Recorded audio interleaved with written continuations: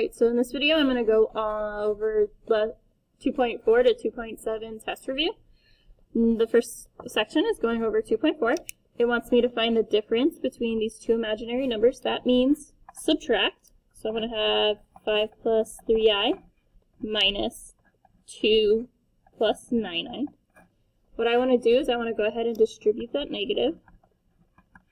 So that's going to turn into negative 2 and negative 9i.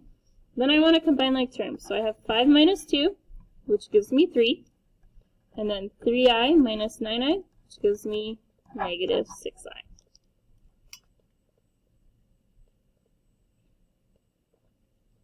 Okay, number 2 wants me to find the sum. Sum means add. So I'm going to add these two together. I have negative 2 plus 3i plus 5 minus 2i. Again, I want to combine like terms. Negative 2 plus 5 is 3. 3i minus 2i is I. Product is multiplication. And this is telling me at the end that I don't want I squareds.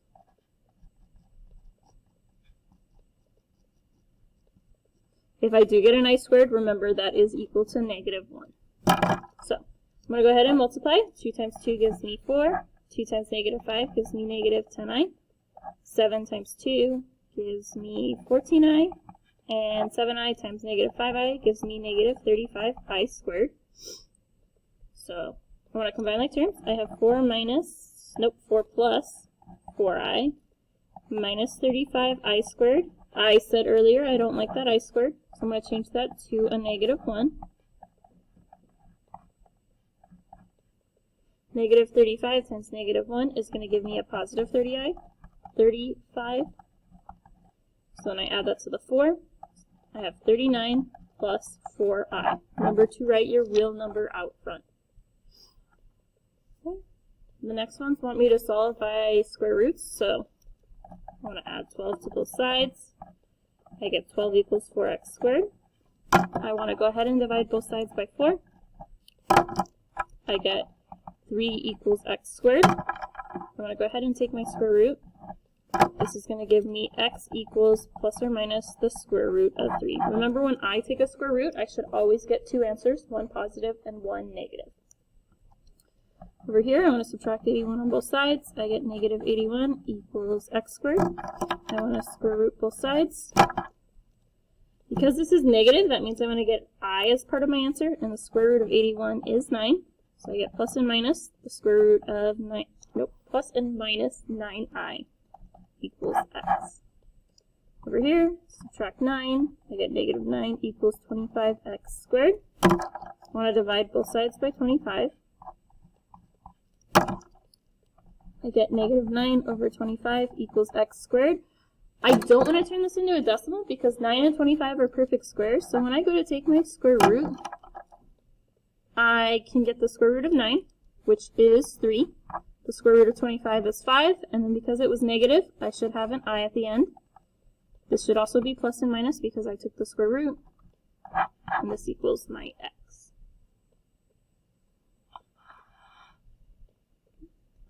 I want to go ahead and complete my square, so I'm going to focus on these two terms. I want to find half of my b value and square that. So half of negative 16 is negative 8. Negative 8 squared is 64. So what I'm going to do is inside those parentheses, I am going to add that 64. And then because I'm staying on the same side of the equation, I'm going to subtract it on the outside and add 36. So then what I want to do is inside the parentheses I want to factor. So I'm looking for what multiplies to 64 and adds to 16. That gives me x minus 8. Notice this is the same number that I had in parentheses being squared. And then I want to add negative 64 and 36 together, which gets me negative 28. So this is my vertex form. Y equals x minus 8 squared minus 28. My vertex is opposite the sign in front of the x, same sign in front of the h, same sign in front of the k. My y-intercept is going to be this number at the end of my original equation. Hopefully my screen will unfreeze. There we go. So this is just 36. This is a positive a value, so that means it's going to have a minimum, and the minimum value is my y value of my vertex, so the negative 28. So minimums happen with a positive a value. Maximums happen with a negative a value.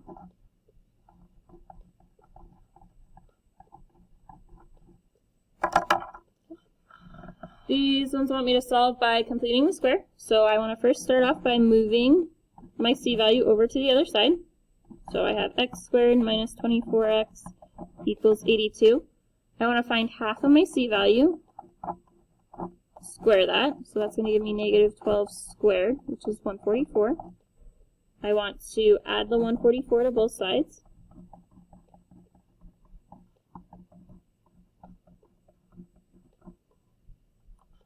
So on my left side, I want to factor. I'm looking for what multiplies to 144 and adds to negative 24. That is going to be this number right here. So I have x minus 12 squared. And then I want to add 82 to plus, add it to 144, which gives me 226.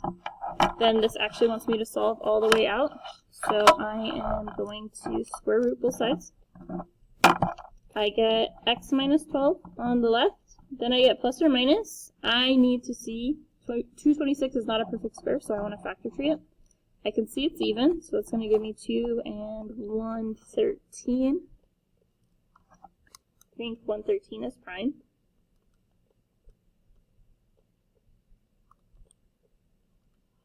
So I can't go any further. This is going to stay the square root of 226. Then I just want to add 12 to both sides. I get x equals 12 plus or minus the square root of 226. And I can't go any further there. On this one, I want to start off by subtracting 13 on both sides. So I have negative 13. I'm going to actually, no, I'm just going to leave it where it is. Negative 13 equals x squared plus 6. So I want to find half of my b value and square that, which is going to be 3. 3 squared is 9. I want to add 9 to both sides. Negative 3 plus 9 is negative 4. And then over here I want to factor it. That is going to be x plus 3 squared. I want to square root both sides. Because it's negative, I'm going to have an I. And the square root of 4 is 2. I want to have my plus and minus. Then I have x plus 3. I want to subtract 3 on both sides. I get x equals negative 3 plus or minus 2i.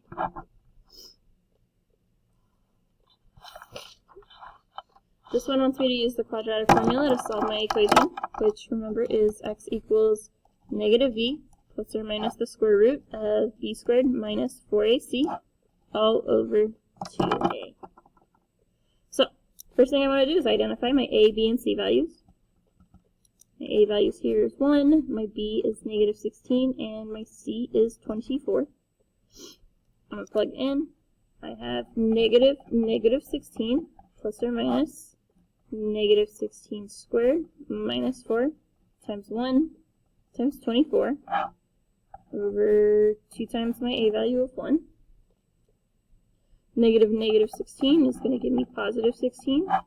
Negative 16 squared is 256. 4 times 1 times 24 is 96. So I have minus 96 over 2. 256 minus 96 is 160. Then I want to factor tree 160. That is even, so I get 2 and 80, 2 and 40, 2 and 20. I'm going to keep doing 20 over here. 20 gives me 2 and 10, 2 and 5. So I have 2 pair of 2s, and then I have this left over. So that is going to give me, I'm running that over, 16 plus or minus the 2. I'm going to take a 2 from each and multiply to get 4 square root of 10 over 2. Then, because these three numbers are even, I can all divide them by 2, which is going to give me 8 plus or minus 2 square root of 10, and then the bottom number is a 1, so I don't need to write that. Same thing for 11. My A is 1, my B is 3, my C is 4.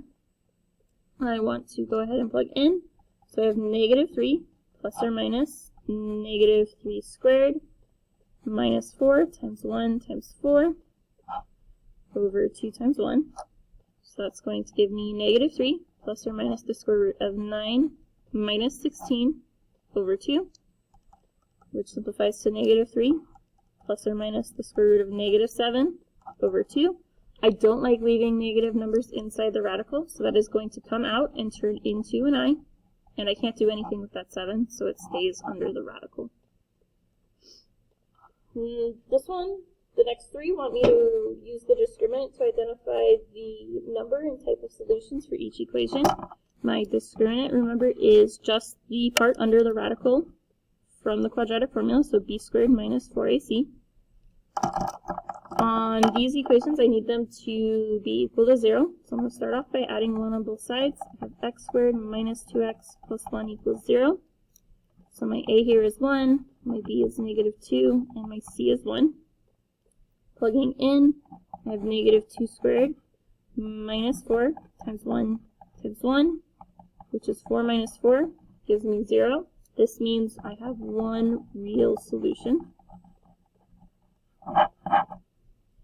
Over here, same thing. So I'm going to identify my a, b, and c, but first I need to get it into standard form. So I'm going to subtract 24x on both sides and add the 19. So I have x squared minus 24x plus 19 equals 0. My a is 1, my b is negative 24, my c is 19. Plugging in, I have negative 24 squared minus 4 times 1 times 19. I'm going to go ahead and type that all into my calculator. So I have negative 24 squared minus 4 times 1 times 19, which gives me 500. Because this is positive, I have two real solutions. On my last one, I just need to identify my a, b, and c. It's already in standard form. This is 3, negative 8, 12. Plugging in is going to give me negative 8 squared minus 4 times 3 times 12. Negative 8 squared is 64 minus 4 times 3 times 12 is negative 144. So this gives me negative 80. Because it's negative, it's two imaginary solutions.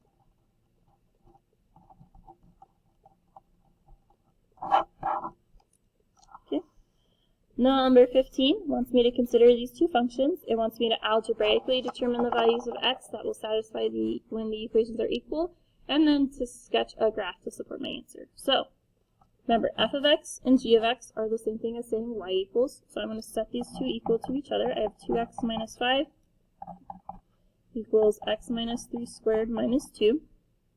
I'm going to FOIL this out. So 2x minus 5 equals x minus 3 times x minus 3. I just wrote this out so I could show you what I'm doing.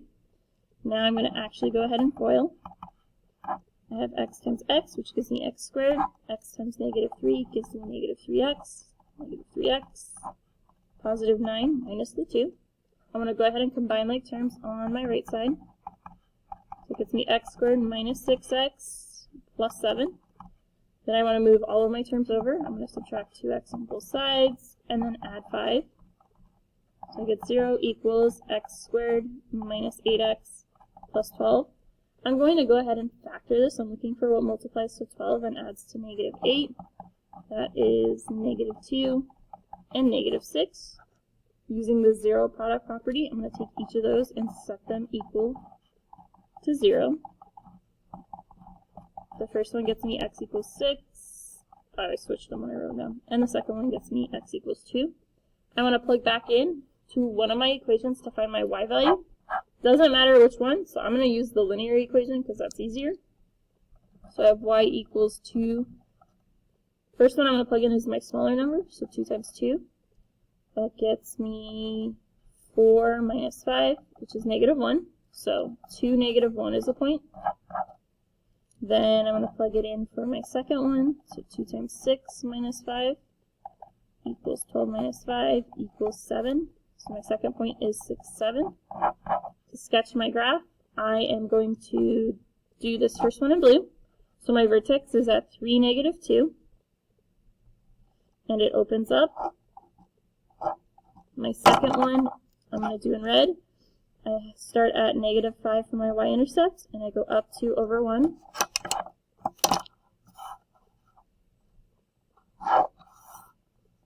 Which you should cross at about the points I said. Last one just wants me to graph this inequality. I'm going to start off by finding my vertex. So I'm going to use the -b over 2a. My a value here is 1, my b is 2, my c is -3.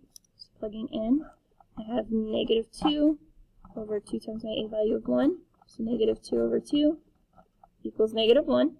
To find my y value, I'm going to plug in. I have -1 squared plus 2 times -1 minus 3. That gets me 1 minus 2 minus 3, which gives me -4. So -1, -4 is my point. My a value is positive. I open up, and then it is going to be a dashed line because there is no line underneath that inequality. So this one and this one are dashed. If I have a line underneath, they are solid. And then I'm going to shade, this one is less than, so I'm going to shade below my vertex. So these ones, you shade below.